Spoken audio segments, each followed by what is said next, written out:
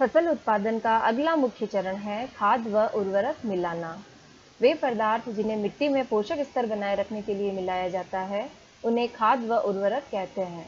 मिट्टी फसल को खनिज पदार्थ प्रदान करती है और यही पोषक पदार्थ पौधों की वृद्धि के लिए आवश्यक होते हैं। कुछ क्षेत्रों में किसान खेत में एक के बाद एक लगातार दूसरी फसल उगाता रहता है, जिससे क्या होता है बच्चों कि मिट्टी की जो पोषक तत्व होते हैं वह खत्म हो जाते हैं और मिट्टी की उर्वरता नष्ट हो जाती है। खेत कभी भी खाली नहीं छोड़े जाते हैं, तो कल्पना कीजिए कि पोषकों का क्या हाल होता होगा। लगातार फसलों के उगने से मिट्टी में कुछ पोषकों की कमी हो जाती है और इस क्षति को पूरा करने हेतु किसान खेतों में खाद मिलाते हैं या फिर उर्वरकों का छिड़काव करते हैं। खाद एक कार्बनिक पदार्थ है जो कि पौधों या जंतु अपशिष्ट से प्राप्त होती है। पौधों का अपशिष्ट से बच्चों आप क्या समझते हैं? यानी सड़े गले मृत पौधे हैं, जो पत्तियां हैं वह, और जंतु अपशिष्ट यानी जो भी पालतू जानवर है उनकी जो गोबर है वही जंतु अपशिष्ट कहलाती है, जैसे कि गाय की गोबर, भैंस की गोबर, बकरी की गोबर जो कि अत्यधिक उपजाऊ मानी जाती है। ये सभी जंतु अपशिष्ट व पादप अपशिष्ट कहलाते हैं। किसान पादप व जंतु अपशिष्टों को एक गड्ढे में डाल देता है तथा इसका अपघटन होने के लिए यानी इनके सड़ने गलने के लिए, इनके खाद बनने के लिए इनको खुले में छोड़ देता है। अपघटन कुछ सूक्ष्म जीवों द्वारा होता है। अपघटित पदार्थ खाद के रूप में ही उपयोग में लाया जाता है।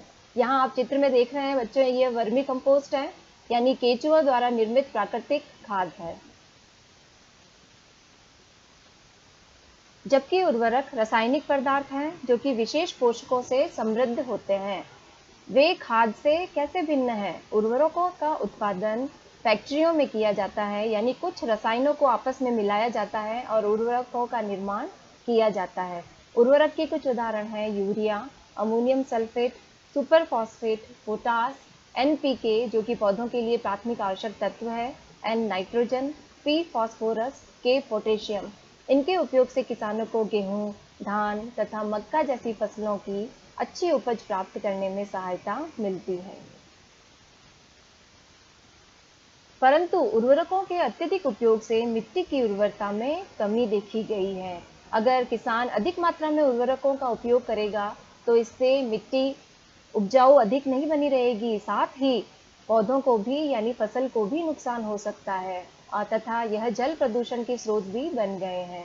अतः मिट्टी की उर्वरता बनाए रखने के लिए हमें उर्वरकों के स्थान पर जैविक खाद का उपयोग करना चाहिए, अथवा दो फसलों के बीच में खेत को कुछ समय के लिए बिना कुछ उगाए ही छोड़ देना चाहिए, जिससे मिट्टी के पोषक तत्व बने रहें व मिट्टी उपजाऊ बन सके।